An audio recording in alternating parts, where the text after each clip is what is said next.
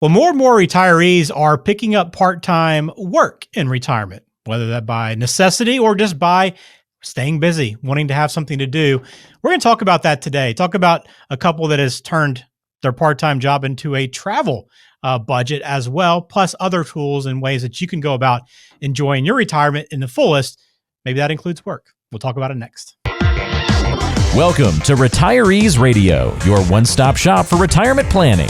Tune in and get ready to take control of your retirement future. Hello and welcome into Retirees Radio. I'm Ben George with Victor Medina. As always, we talk about things in retirement going beyond finance and helping you lead a great life. And today, Victor, focusing on the work aspect. And I think most people just assume retirement means no work, right?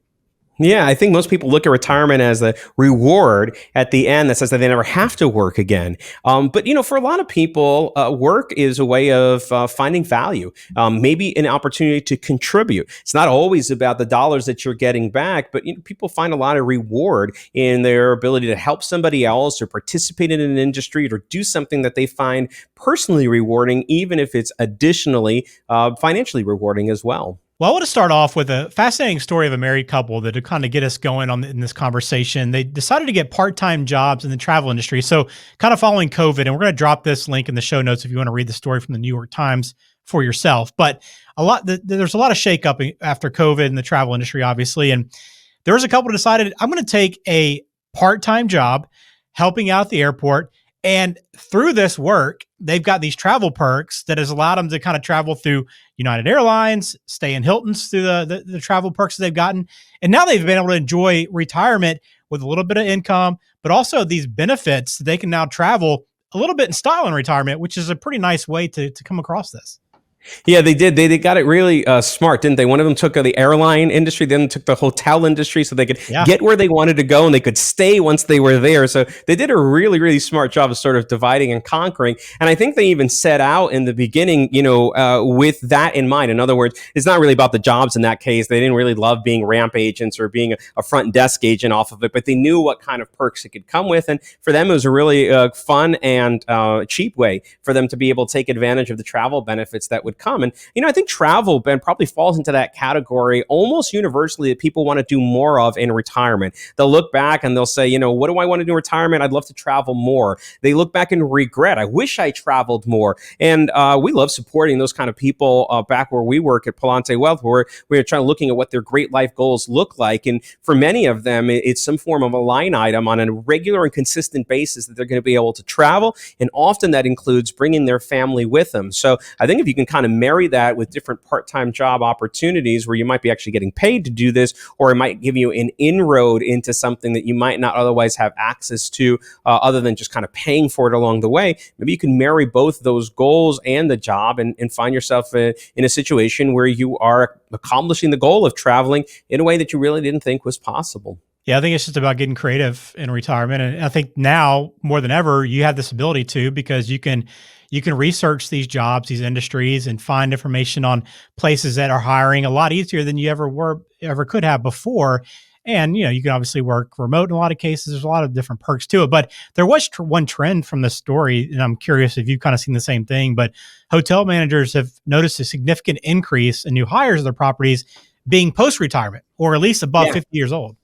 Yeah, it was that interesting that they really looked at the people that were post-retirement, and what an interesting industry that would look at that as being a great labor pool for them to take. I think part of the struggle that most people in retirement feel is that they become less employable because either they're so expensive or the expectations of what they'll be doing so high that employers look at that and say, well, that's not really going to be a great fit, or even the people that are looking for jobs say they wouldn't really want me. But if you look at the hotel industry where we're a front desk agent or somebody that works there on a part-time basis, it's not somebody that's looking to do something that's for a career. I used to think about these as the people that will work at Home Depot in retirement, the tradesmen or tradespeople that were there and, they picked up a job when maybe their back wasn't as strong as it was, or they didn't want the grind of building houses or something similar, but they came in with a ton of education, and it's one of the biggest employers of people in retirement, it totally makes sense to me that we would find an industry like the hotel industry that would be willing to and seeing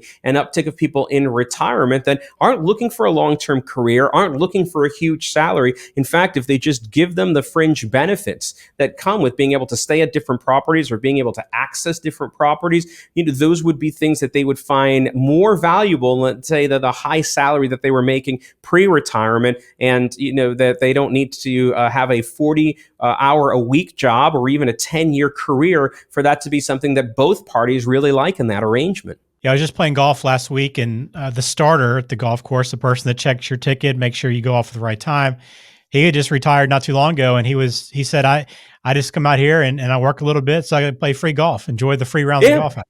My dad did that for a little bit when he was in South Carolina. They made most of their career in Connecticut, and then they retired, and they had a house that was down south where it'd be warmer. And he volunteered in Kiowa Island on their courses. Now they have about 5 or 6 courses, including 2 of them. I think one's called the Cypress. That's where they play PGA championships. But he didn't get to play that one for free, but he got to play all the other ones that he wanted to. And his job was essentially to drive around with wet towels or frozen towels and hand them out to people, keep people moving along. He felt a little bit like an ambassador in exchange when the golf course wasn't too busy or whenever he needed a time, not just for him, but I went out with him while he was working there, so you could get a foursome out in there. And it was a little Husky or a little Benjamin over to the caddies that were there, and we were all out on the course together. He knows no longer employed, so I'm not jeopardizing his long-term viability there by disclosing the secret. But he did it the same reason that your buddy was telling the story about, which was for that starter, which is that he loved the fringe benefit. And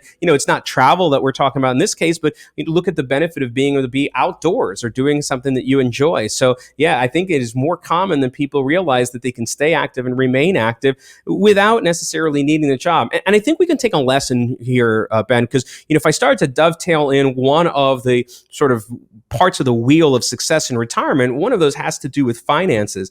And it can be very different for people that have to take a job because it's necessary for them to have ends meet. For those people, there isn't a lot of flexibility around that. They have a number that they have to make in order to maintain a life. In fact, it's probably counter to the idea or the circumstance where they can travel, because if they need to stay employed on a regular basis, it's not like they can take weeks off and travel or go someplace else. They've got to keep that job. So here we really want to make sure that the finance element of that is well established, that you've got a retirement plan in place where you're going to be generating your income on a consistent basis, a reliable basis, on sometimes a guaranteed basis, so that what you're getting from that is the freedom to look at this job as something that you want to do, not necessarily something that you have to do. Well, that's what's, that's the goal for retirement, right? Is to have that freedom to do what you please. How much of the conversation, though, for people that you're working with, Victor, is about work? I mean, I know you're trying to balance so many things, especially with the retirees' approach to it. You're looking at so many different aspects of their life in general. But how many times are you looking at, do you want to work versus do you have to work, and what's your plan for work? Or is it more so where they get into retirement and then, oh, wait, actually, you know what? I would like to work. Yeah, I think it's more the second case or the latter case where people look at that as something that is an opportunity for them if they wanted to do it and not a requirement. So if we start to think about the journey that people would go through to sort of figure out, are they able to retire and what would they look like? Most of the answers that we're coming up for people are trying to figure out, can they retire and what that would look like. Most people are looking for an answer to that question that says they'll be okay if they do it, and then sort of what the timeline would be. And if we can deliver an answer around that says that the timeline is shorter and that you can retire and with a high degree of confidence that you will be okay for no matter how long you might, last, how long you might live off of it, it starts to give you freedom to explore other things. And now people can look at the opportunities that come across as opportunities that they can take or leave given their circumstances. And so if some people, want to spend some time becoming the grandma and grandpa video bloggers for Disney trips, and they want to spend 2 or 3 months out of the year being Disney grand adults to go do that, well, they have the opportunity to do that. They can fund that in a way. And it's not really because they have a need to generate X amount of dollars per month for Y amount of time, or else they're facing a brown bag situation, for the rest of their lives. So we want to get to that point of high degree of confidence that what they have is okay. They can make a decision to retire and have a lot of confidence that they're going to be all right for the rest of their days. And then it frees them up to go explore a lot of things, because, if you're not attached to a particular situation, you can be very flexible, man, about what you do. We've talked about jobs that are related to travel as paying jobs, but you can imagine that someone takes a job, I'm kind of using air quotes here for the listeners, but there are people who are taking a job that is a coach for a sports team. Maybe something that they've done for a long period of time, and now they can travel with that sports team, whether it's a high school team or a club team, where they lend their talents and experience. It could be a sport that they loved and maybe that they played and maybe they even coached in. But now that they have the freedom to do that, there's probably no dollars coming out of that. I mean, maybe the club will pick up the cost of the airfare for them to go, but they're not getting a salary for that job. And if I can talk to a client that comes in and says, hey, you know how you love to ref soccer games? You can now do that at a higher level. You can do that in a travel basis. You can do that as what you consider to be your job and not worry about making any money. It's going to give people an opportunity to travel, to be outside, to be involved in what they need to, without the burden of seeing that time that they're invested as a trade-off that they could be making money someplace else, or maybe they have to be making some money somewhere else. So, when you think about these jobs with sort of this loose definition of what it is, it's really, where are you spending your time? And then, so for purposes of the topic for today, which is, can we make that time that you're spending be attached to an opportunity where you can essentially travel, take advantage of opportunities that, might be related to that, like perks off of it, and put those together so that you're getting great experiences in retirement. At Retirees, we believe that retirement is much more than taking care of your finances.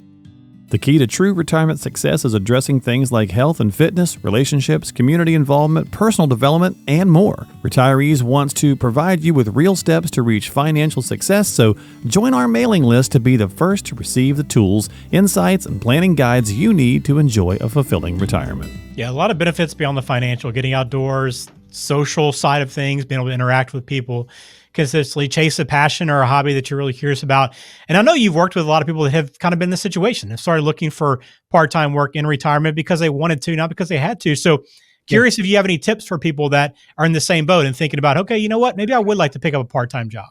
Yeah, I think that so I'm going to focus on two underserved or not often emphasized areas where people can both get a travel experience out of it and see it as sort of a non or an atypical job. And they both have to deal with levels of volunteer work. So what we're able to do often is take advantage of mission-based work. I get a lot of people that are coming through the process that have been involved in their church, they've been involved in their religious institution, and that institution has always had opportunities for people to travel on mission-based work where they're going and volunteering their time for people that are less fortunate, but they never really saw themselves as able to take advantage of that because they had all of the other responsibilities that were at home. Sometimes those responsibilities were the job, and the job didn't give them the time that they needed to take off. And sometimes those responsibilities were their family and their responsibilities to raise kids and whatnot. But all of a sudden in retirement, especially in the early years where you can travel to places that might be kind of less developed countries and still be healthy enough to traverse the land and to be kind of sturdy enough to do that, where you're not concerned that if you're in a frail state, you might get injured or something, you'd be able to take advantages of those kind of volunteer-related stuff, and it would give you that opportunity with organized travel already, where you're spending your time, where you're doing the job of assisting others, and you're able to sort of assist with that. The second area is for people that have got language skills. Now, it doesn't have to be a foreign language, but you can also be in situations where you are going out and teaching English in a foreign country, sometimes teaching the foreign language in some other place as well. And so people might be able to explore opportunities to travel where they're educating other people along the way. And it's been my experience, Ben, that people find a lot of value and reward when they are other-centered. People people don't tend to get a lot or as much out of, at least the people that I work with. I guess I just work with really nice and decent people, but they are not doing it for themselves. People don't look at that and say, hey, look at how many times I got to go to Disney. Those are not really the people that I get to see. But if I have them focused on ways they can help other people, the way they can kind of direct their energies and their talents to people that are less fortunate, there's an incredible feedback from that. People feel great. They feel like they're doing well and they're doing good at the same time. And from the perspective of where they feel like time has been well invested, they can see the effect, the magnitude of the effect on others, like the impression that they're leaving out in the world is something that extends beyond kind of who they are and the things that are all about their glorification or how great they are. They're really defined by the way that they're having a profound impact on other people. So if I were to guide people that are looking at something in this area, you can get only so far, I think, looking at the things in which you're sort of trying to take advantage of deals that you can get, like the couple Maria and Joey that had in the story about the Hilton and the United travel off of it. You can get so far with that, but if you can find opportunities where you can help others, maybe it's in mentorship to other companies that might exist, how to do business in the U.S. or in a particular industry, or you might be doing something around volunteer work, things that are not substantively like the work that you were doing. If you can direct those efforts outward, I think that you will find a much better reward for that time that's been spent. And again, it all stems from the flexibility of being able to do that work without having to do that work. Yeah, I think you said it well, and having that goal in mind of serving other people too, I think will go a long way to helping you really truly enjoy your retirement and get the most out of it. Because I know a lot of people are thinking about legacy more and more once they're in retirement, and that's a way to kind of leave your mark on people and just overall improve your quality of life in general. Anything else outside of people that are trying to maybe do the travel perks or finding those kind of angles that they can kind of benefit from a little bit more, just in general, trying to find part-time work? Is there anywhere you would kind of point someone to or kind of guide them on to help make that process a little bit easier in terms of finding something? I think that if you start to do searches online for part-time work for retirees, you're going to find a number of resources that are available to you. So keep an open mind about the industry that you're going to go into. Keep an open mind about who might be willing to employ people that are retired, that are older. I think people feel very connected to the industry, the height that they were at that industry, and then they look and they say, well, I can't get a job. No one would be willing to hire me. Whereas if you just kind of deviate a little bit left or right from that, and you were able to sort of see opportunities in industries that were adjacent or jobs that didn't require full-time or part-time, you might follow a passion that you have. I know that, people, this is not really necessarily related to travel, but, people love technology, might pick up part-time jobs at Apple in the retail stores, and it gives them an opportunity to kind of play around with the gadgets. So you can tell where I am on that one. I'm a big gadget guy, but they can play a little bit with gadgets and still find a use or utility, especially helping other seniors often navigate to technology. That's a big one for them. But I think that, seeing the part-time job as a want to and not a have to is really the best position to be in, because it gives you the flexibility to explore so many different areas. And that does come back to having a really great plan in retirement, kind of the one that Palante Wealth does for their clients, where we look at those 4 areas of income, investments, taxes, and estate planning, where what we can do is we can help people gain confidence that they're going to be okay in the future, because we've gone ahead and put a plan that really gives them the confidence that things will be possible. When you have a plan like that in place, all of a sudden, all the options are open. If you're still living in a place of worry, concern, anxiety around that, you will miss so many opportunities that might be available to you. And so it's almost like get the house in order, get that level of certainty, get to the point in time where you've got the peace of mind that you're sleeping well at night, and that will give you the freedom to not only explore those, but even recognize things that might be just outside of your view if you're just focused on what tomorrow looks like. Yeah, that's a great way to kind of close it out. The planning should take the priority, right, to set you up for the success in retirement. And I just think about the opportunity. Well, if I don't like the travel job that I'm doing, I can leave at any time. Let's go try the golf job. Right. Especially if the boss sucks, you don't have to live with them. You can leave any time that you want. Take this job and shove it, as they used to say. Or maybe 2 years I want to travel, 2 years I want to play golf, whatever it is, you can maybe make that work. But most important, have a plan in place. It gives you the confidence to know that you can do that and have that option of work if you choose. And hopefully this gives you something to think about, some creative ways to maybe really benefit in retirement from work beyond just a little bit of money, but some other perks beyond that as well.